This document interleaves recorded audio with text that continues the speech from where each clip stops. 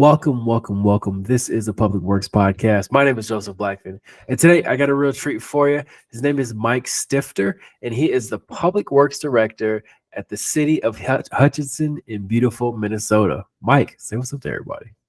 Yeah, good morning. Well, we've got a beautiful day here, so should almost be sitting out under a tree at a picnic table for today. Some grand spring weather. It's that nice out there in Minnesota right now. It's very nice. Yeah. Good stuff. Good stuff. All right. So you're the Public Works Director, City of Hutchinson. Give us a quick lay of the land for the City of Hutchinson. I'm unfamiliar, and I'm sure a lot of the listeners are also. Yeah, the city of Hutchinson, south central Minnesota. We're about 50 miles west of the Twin Cities on a dime, just straight west of the Twin Cities. A couple hours from your old stomping grounds out in Brookings, South Dakota. So a few hours from the South Dakota state line. But community of about 15,000 people. Large manufacturing sector.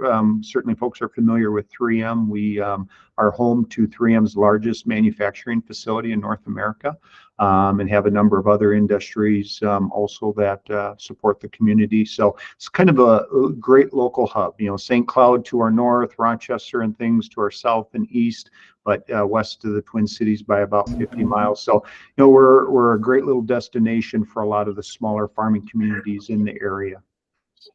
Okay, I like it.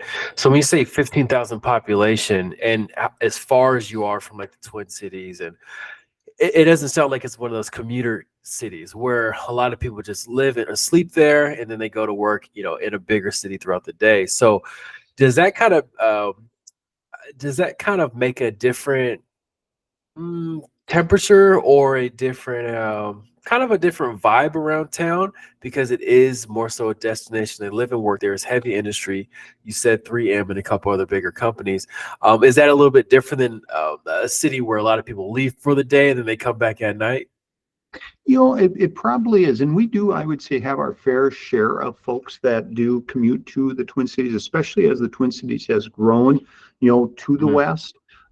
We've had a number, we have a number of people who commute out of the city each day into the West Metro. When you think of like the Minnetonkas, Maple Groves, Wayzatas, Chaska, Chanhassen, Shakopees as they've developed, we have a number of people who do go, and I would say more for the professional jobs at that point, in those industries, again, because we tend to be more manufacturing, we're drawing people in that way. But we have some folks, that will make that 45, 50-minute commute to the Twin Cities. Great community for, which to raise a family, great schools, a great downtown and things to do. But, perhaps for employment, they may travel out also at times, but it's just a great place to raise that family. And so they choose this to be their home, but they make the daily commute if they have to. Sure, that makes sense. And then 3M, I remember there's a 3M in South Dakota. I think it was outside of Brookings. Yeah. It was a huge plant, but it sounds like you said yours is the biggest. We all know 3M had some issues with, was it PFAS or something going on? They're something happened. I forgot the details to it. But what's it like having I guess an organization or a company that big in your town? I mean, I'm sure there's probably plenty of instances where something happens and then, okay, it's 3M and then you never know who's like responsible for it and stuff like that. Is that a thing, or am I just making that up? It probably is a thing to an extent. It's got such a long and rich history. It's been a part of this community really from the foundation of 3M as a company. Their site, although it's grown and evolved, but it was an old hemp plant during the 1940s, during World War II. And it was kind of, retrofitted, changed over in the 1940s, 50s to kind of the plants that we know it now. And it's just been a fixture, for 70, 80 years now in the community. And so we've known and had 3M here longer than we've not had it, as a community. So it is just very much a part of the fabric. Quite honestly, too, they're just a really responsible industry in the community. We work well with them, and whether it's been on some of the PFAS or other regulations, we have a partnership with them as we do with several of the other larger industries, and it's a great working relationship. So we really benefit, from it in that way. They're a great supporter of our schools, our community college. So it's just a really good company, good local, in many ways too. They really support the local, economy and just the backbone of what makes for a great community. Yeah, no, that's cool. It sounds like a good relationship.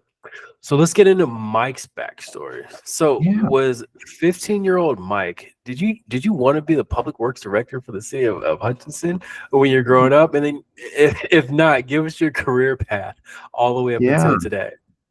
Yeah, it's a bit unique, although I'm finding it's maybe getting to be a bit more common. No, as a 15-year-old, I grew up in the little community next to Hutchinson, but visited Hutchinson often. But didn't know there was such a profession as public works, as probably most young people do. As a profession goes, it's all that work gets done behind the scenes by a lot of selfless individuals, and they don't draw a lot of attention on themselves. And as long as, toilets are flushing and water's not ponding on streets and snow is getting removed and garbage is getting hauled, you just take it for granted.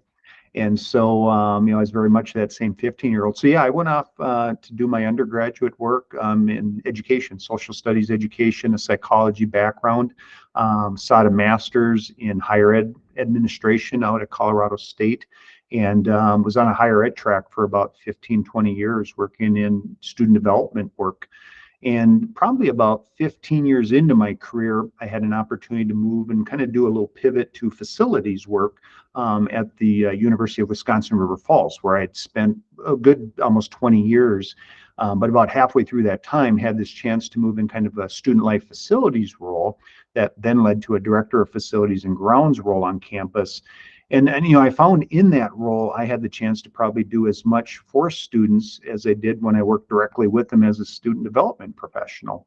But it was really a pretty fundamental shift, to have this training, formal education and training and experience in a very traditional kind of residence, life, student center, student development role, to then go to this facilities role.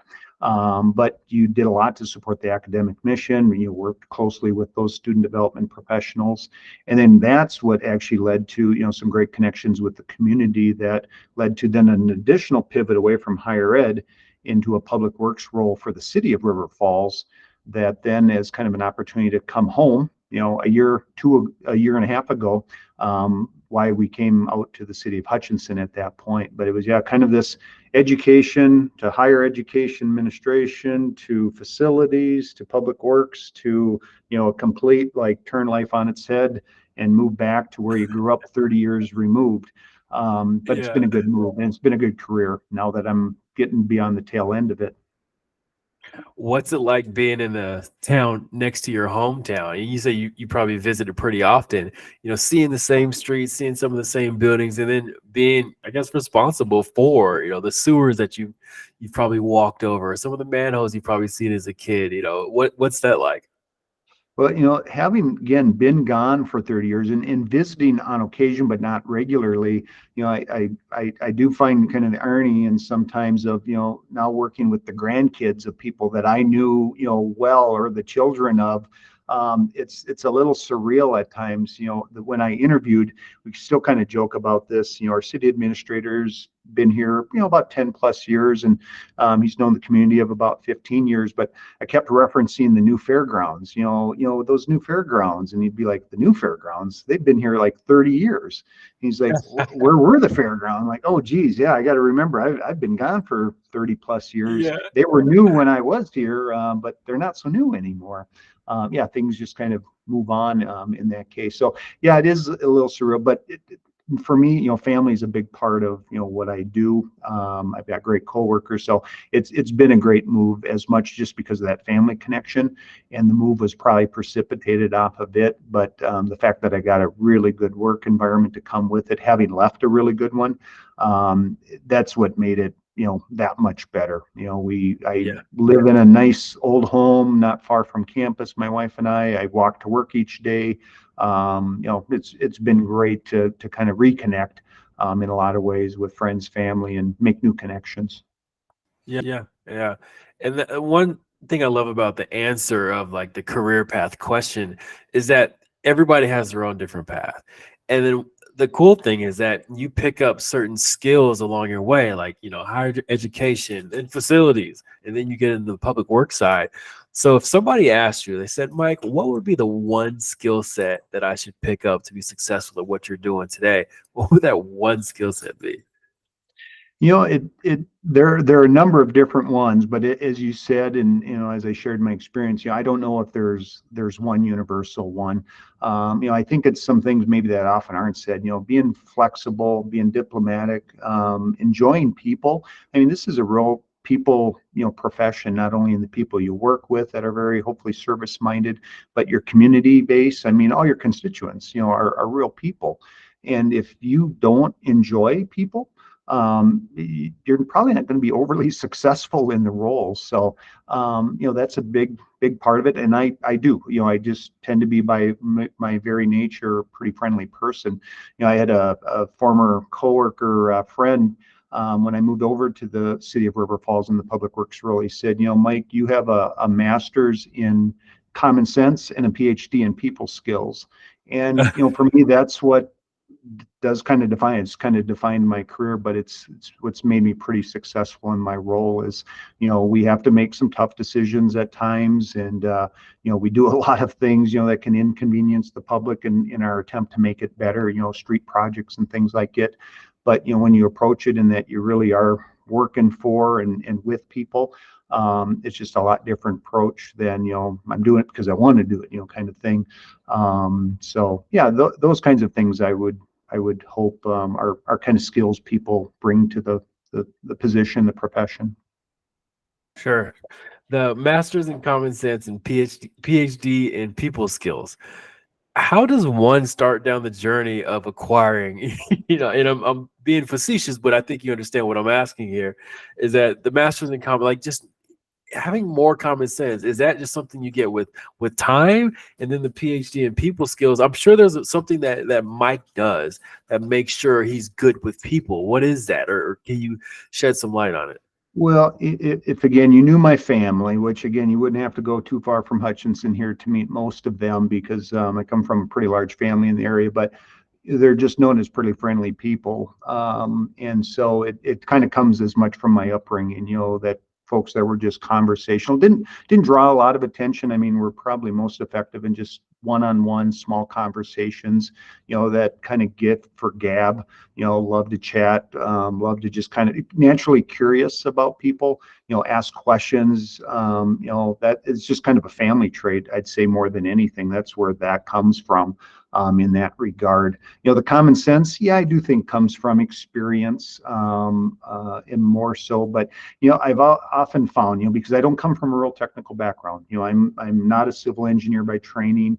Folks just kind of assume that comes with a public works role. But that's not my background, and so I've had to develop more the common sense, knowing that I've often not got the best idea in the room, that it comes from the folks around me. And I've been typically in those facilities and other public works roles, been blessed with just very good technicians, good engineers around me, and good, GIS folks and others that bring the technical. But the ability sometimes to look back and just come at it from more of a common sense layperson's approach usually helps balance out the team well. We're not usually lacking for the technical, but we sometimes may be so caught up in the technical that we forget some of those other aspects.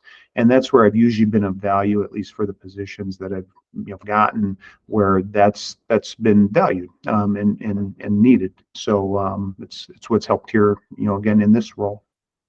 Yeah. Yeah. All right. It's story time. I did a Yeah. story from Mike. When something went wrong under your watch, what you did to fix it, and then what lessons you learned from it to apply to your future career.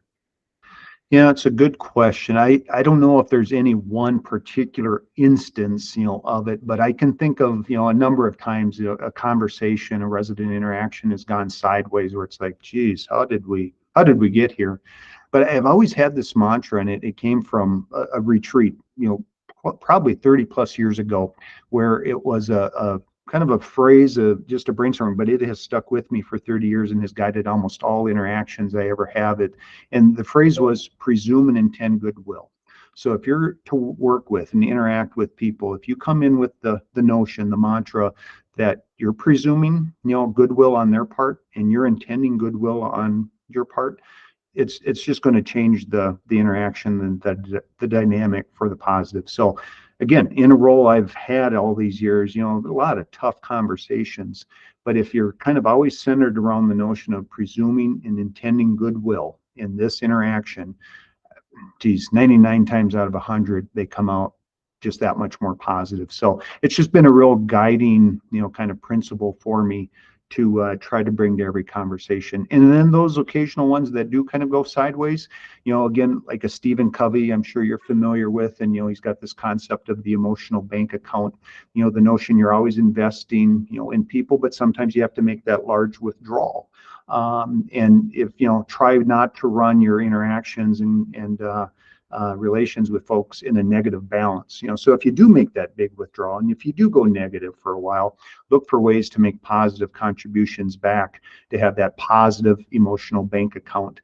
Those two things, the presume and intend goodwill, the emotional bank account is kind of a real concept. Those have always been pretty helpful for me, even when things have gone bad or sideways, to try to find ways to reconcile them over time.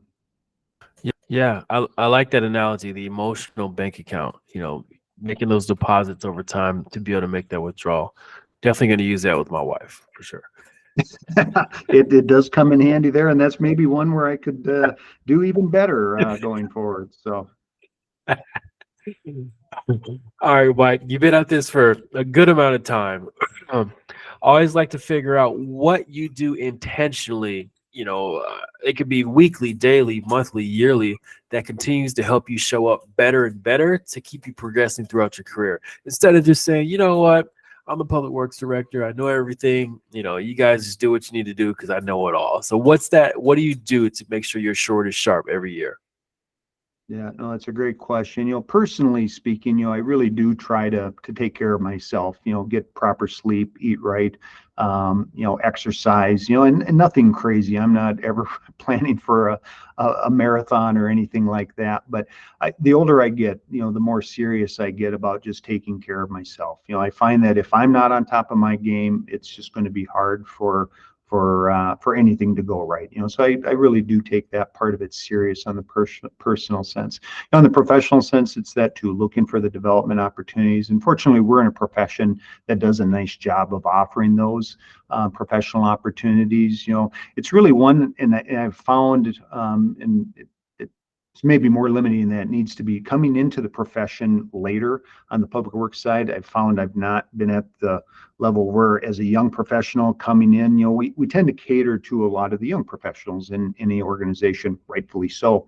But coming in mid or even latter stages of your career, it's been harder to kind of get pulled into some of the more formal kind of leadership opportunities that come with professional organizations. And so that might be a self-imposed limit than anything else in that regard. But looking for, again, opportunities, to go to trainings, to travel, to always be learning, picking up the trade magazines, podcasts, things like we're doing here today. There's just so many good resources out there these days. And as I said, we're part of an organization that really does support this APWA in particular, and the many layers and levels of, does a lot to kind of guide you to in your career. So. Yeah, thank you for that. All right, what would you say is the biggest misconception about your position? Let's say I asked your wife's best friend, what does Mike do? Like, what value does he provide to the community? What does he do all day? What would she get totally wrong in answering that question? I think, again, the thought, as I said earlier, folks just kind of assume I'm an engineer or have an engineer, kind of degree, and you really don't need to be the engineer, in that aspect. And I think folks often tend to think, especially more in the rank and file positions within public works, that you have to be a male. I've seen a lot more women entering in and women in leadership roles, but trying to change just kind of the perception, that it's a male field, that you have to have a real technical background to ascend to a highest role within. And I think those are misconceptions. We've done more and more in trying to hire great young women staff members into the field and developing them. The profession itself has done a great job of that. And the notion too that, look for kind of the fit. And again, the skill set can be in a broad way. Technical, no doubt, is very helpful, but you can round out your team with the technical, but you're looking for kind of a wide variety of skills to be successful in the career field itself. So. Sure. When most of us have a family or a friend that works for the city or works for the government, they're the ones that receive all the questions or the comments about what's going on around town. So what was that like? What's the most common, most notorious text message call you get from family or friends asking about what's going on with the city? Like they feel like they have a bat line to all the inside information. So what would that? What's the most notorious? I would say it kind of depends on the season. If it's winter, they want to know about the snow maintenance side of things. When's my street going to get plowed? Or, hey, why did that look the way it did? Perhaps. Again, we do a nice job on that front, and we're fortunate to have a good working relationship with MnDOT and, the county, all of which play a pretty important role in our community itself. But that is something, during the winter, that is first and foremost on people's minds, especially when you live in Minnesota. In that regard, or the northern climate.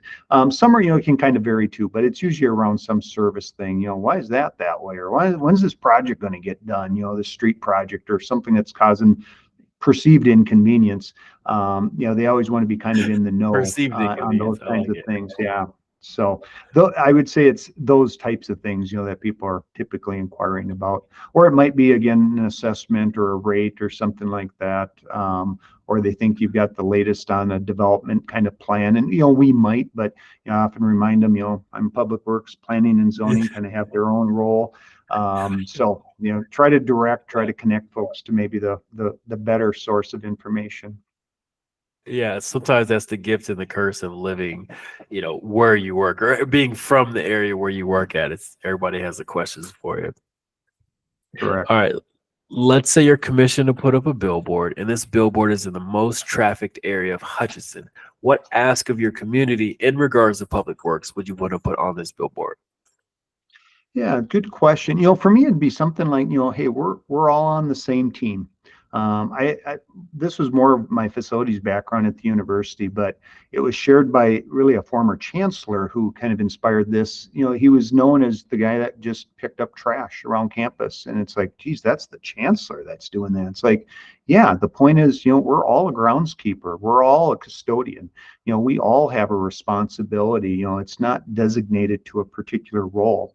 And again, in a public works role, especially if you think about that, if everybody in the community is contributing to keeping it clean, to maintaining it, man, you've got a powerful community. You've got a really well-looking, great-looking, well-groomed community. If everybody has that mindset of this is ours, we're all in this together. This isn't the public works role. This isn't the waste management. This isn't anybody's particular role. We all have a shared role in this. I think, again, you'd have a really great community and a really, good looking community in that regard. If everybody was just, again, picking up the trash. When I make my daily walk, 10-minute to and fro, I'm often, picking up just the little pieces of trash. And I figure if every day that kind of incremental, kind of thing keeps it from blowing around and piling up someplace, there's something to be said for that. And I'm hoping, that's modeled for other people, whether they know my role or not, really doesn't matter. Just the fact that that citizen there is picking up trash, hopefully that rubs off on someone else. Like, I can pick up that trash over there too. Yeah. So.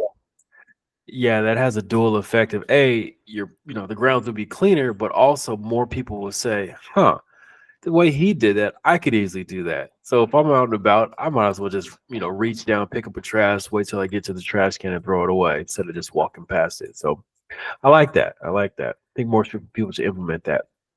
All right, let's talk talent. So again, you got some big companies, big divisions in your city. I've heard this from other small towns where they feel like the talent pool is less because the big company sucks up most of the talent. So how is it for you to find younger talent, bring them in, train them up, and then retain them over time to where it starts to make sense for both parties? Nowadays with post COVID, and then kind of like the generational shift of, you know, the older generation is leaving, and then the younger generation has to kind of backfill those positions. Yeah, no, that's a great question. I would say, fortunately, I'm a part of an organization that has done well by, hiring people, training them, providing the resources to do it, the support, even sometimes when it's not maybe primary to the role, but it's a secondary level of skills that maybe we can develop, not knowing where it's going. I've got the approach to myself, and again, it probably comes from being later in my career, that every hire I make, wherever it's at in the organization, I'm potentially hiring my replacement. Because again, I look from my training as a social studies teacher to becoming a public works director. Careers twist and turn and go in all kinds of different directions, and you just never know when you might be hiring the next city administrator, or whatever the role might be. And so kind of having that philosophy, mentality, and again, we have an organization, I think, that does a great job of supporting that. And again, not only that primary maybe area of their career or their position, but as much that secondary kind of development, in doing it. We've benefited from retaining, again, because I think we're a community that's sized in a way where folks make it home. We've got a lot of last year, our parks department, for instance, which I work with, I don't oversee, but we retired 3 40-year employees, that had just spent literally their whole career and just kind of grew up in the organization. And that's not atypical. We've got folks that spend that 25, 30, 35 plus years, throughout the many departments. But the other part is the recruitment side, trying to bring now folks in. We've looked a lot at, and I give our HR department and our administration a lot of credit for looking at this too, finding different ways. We're visiting a lot of just our policies, our leave policies, our vacation policies, our extended leave policies, a lot of different things. Because you find, I think, with the different generation of worker too, there's a lot more focus on the family. Leave time is much more important sometimes than the almighty dollar. And so trying to, again, flex organizations to meet not only maybe the later generation. We saw a little webinar the other day, there's 5 generations now in the workforce. And so trying to match, an organization to those varying levels and needs. And yet at the end of the day, hey, we're all people. What as people will we benefit from, in an organization versus, again, putting maybe these labels on of Gen X or millennial or anything else, what as people in this day and age maybe benefit from. And so I would say we've taken a pretty proactive way, to approach, kind of that benefit side of things, some of the other things away from the wage, and yet at the same time stay pretty aggressive on the wage side too. We are trying not to fall behind, in that. So we continue to be kind of an employer of choice within the community. So, but it's multifaceted. We all have a role to play in that. And, fortunately, we're part of an organization that does take that pretty serious. Nice, man. Sounds like you guys are pretty mindful about it. And I love how you said that secondary set of skills that someone might have. You say, hey, we'll take that. We'll teach you the technical side or how to operate this or do this task. But as long as you got that secondary skill, like showing up on time, having good energy, we can train you. So I'm sure that widens your pool a lot when you hire with that mentality in mind. One thing, so you said you came from the higher education side. How does Mike scratch his educational itch while you're in the public works director seat? Like, is there something you do on the side? Like, do you always feel like you're teaching or just kind of like career coaching people through, or what? Talk about that. It's a great question, and I look for ways. For me, it comes in the ability to work still with young people. So, I would say even from my facilities days, whenever, and we employ a lot of seasonal staff, young, again, late high school, college age,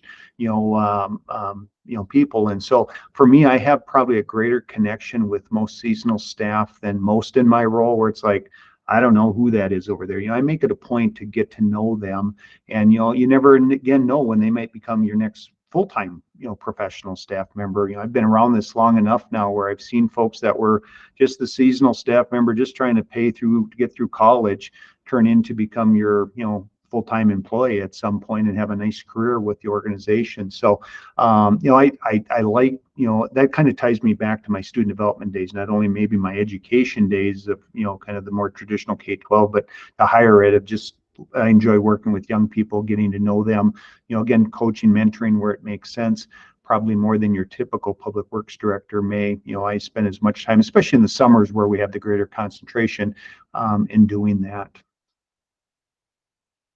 Okay. And then speaking of young people, I think I caught you. I think you stole a Band-Aid from one of your grandchildren. Is that a Mickey Mouse Band-Aid that I saw on your finger?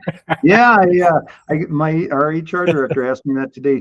It's more because I could not find. I either had the chance to grab so big of a Band-Aid I wrapped my entire hand, or I grabbed the Mickey Mouse Band-Aid because it was the only one that fit for what I needed this morning. So I right-sized it, but I had to go with Mickey Mouse in the process.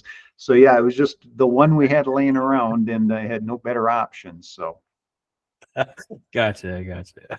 If you can't see Mike, Mike is of age, it's probably got about 5-6 more years left. It is in the industry. He's got a Mickey Mouse Band-Aid on his finger. Love it. Yeah, it's good observation though, Joseph. You caught it. But yeah, guilty as charged, and it's things like that do keep me humble. So. Yeah. All right. I always like to leave a space on the show for you to thank mentors you had along your journey. Then also, I want you to give a word of inspiration and motivation to your fellow public works director counterparts across the country. Yeah, no, that's a good question. I appreciate you asking it. I've been fortunate. Sometimes you learn more what not to do with certain supervisors or folks around you in positions where you expect something of, and I have just been blessed at every level of just having some wonderful people from not only family, again, in the upbringing, had just a wonderful family experience, but as much professionally at every level. So, and it'd be hard for me, I'd be doing a disservice by pointing any one of them out, because they've all had in some way or another, a real impact on my life and career in that way. But, from an inspiration standpoint, again, that presumed intent goodwill that I shared earlier, I think if you really embrace that, it becomes a pretty powerful statement, mantra in guiding human interaction. The other one, though, from a public works, because as we know, we can sometimes have some pretty long days. A notion shared, long ago for me was that this too shall pass. Right now, yeah, gosh, it's taking every bit of energy to just stay on this. But yep, tomorrow again, the sun is going to shine and it is going to set, and this too shall pass. A few years ago, I did a little, brief video on what was just seemed like the 20th snowstorm of the season, and people were just exhausted. Everybody was just sick and tired. It was mid-April, and yet here's one more just big blast of snow, and kind of ended it with, and it was just kind of an impromptu, but this too shall pass. But I tell you, it gained so much, people just reacted to that part of like, you're right. It has been a long winter, but spring will come, summer will follow, and fall and another winter. And you sometimes just have to kind of keep that in mind, that, yeah, this too shall pass, and we'll move on to bigger and better things, hopefully. Okay. All right. Let's say I'm coming to town. I'm coming to Hutchinson. I text you ahead of time. I say, hey, Mike, where can I go to get the best burger in Hutchinson? Where are you going to send me? Yeah, we've got some great options in the community, and especially in our downtown. I guess, Joseph, if you're expecting me to pay for our dinner, or if you're paying, I can go a little higher end. We've got a really nice, what's called River House restaurant downtown, but Muddy Cow and Main Street Sports Bar are great and fun places. Got a good dynamic and vibe. They're right in our downtown, so you get to see a historic downtown, our great library square right across from it. And that'd probably be one of the places. South end of town, we've got some nice options, as well as a little bit on the west end of town. But if we want to stay right in the downtown, I could give you one of three choices. So nice. All right. Well, Mike, thank you for hopping on the podcast. Thank you for sharing your wealth of information and knowledge with us today. To all the listeners out there, make sure you share this with somebody who you think needs to hear it. Mike, any final words before we get out of here? no, I don't think so. Again, if anything, I'd encourage folks too to give the career of public works real consideration. Again, that 15-year-old self never would have even realized it existed. and yet, you Yeah, start somewhere and, be open to possibilities. And that really has kind of marked my career is, be somewhat strategic about it, but be open to possibilities, be willing to sometimes turn life on its head. And, hey, some great things can happen. And I'm at a really good place. I've been very blessed and fortunate, but, it took, kind of turning life on its head as I knew it a year and a half ago to come back out to kind of my hometown and area. And, it's just been a wonderful move for me and my family. So. sure. Love it. And before you retire, if you're cleaning out your office, let me know because I like the posters you have in the background. I like the vintage, Yeah, the yeah. the Actually, Russian it's kind of an propaganda ode looking to posters. Public Works. We've got Public Works Awareness Week coming up here soon, and Yep, I've got several yep. of them hanging here in the background, and about 20 more hanging out here in the hallway outside my office. Oh But wow. yeah, I've got some great little keepsakes from over the years. Some of them gifts, and some others. But yeah, you'd be. I'd share a couple with you, Joseph. So if you come for Thank you, that thank you. burger, Anything we'll do that for you. So. love it. Anything special you guys doing for Public Works week? We've got a few recognition things for staff. We're going to actually do, we had a former staff member. I had never worked with him. He had retired, oh gosh, 20 years ago, but he had done, unbeknownst to a lot of us, a little photo album, over the years of events, Oh, staff events, big, kind of projects in the community, equipment, new equipment that showed up, old equipment leaving, big storm events. And he had like 4 big books of, photo albums. And so we're going to wow. do a little kind of past, present, kind of comparison of, different projects and equipment and staffing and uniforms and kind of have some fun with it. So each day we're going to kind of do something, on social media throughout that week. And then we've got a couple other small events. We've got a staff event we're going to be doing midweek. So it should be a nice week itself. But yeah, kind of drawing the community in and hoping to provide some blasts from the past for people. But yeah, Yeah. courtesy of Larry, who had provided this information just recently. So yeah, we gathered a week or so ago over some coffee and donuts, let him share a few stories, and had a few other new staff kind of listen in. And we're going to take it to another level by sharing it with the community. That's cool. That's cool. It's good to hear. Well, once again, Mike, thanks for hopping on the podcast. To all the listeners, thank you for tuning in once again. This has been the Public Works Podcast, and talk to everybody soon.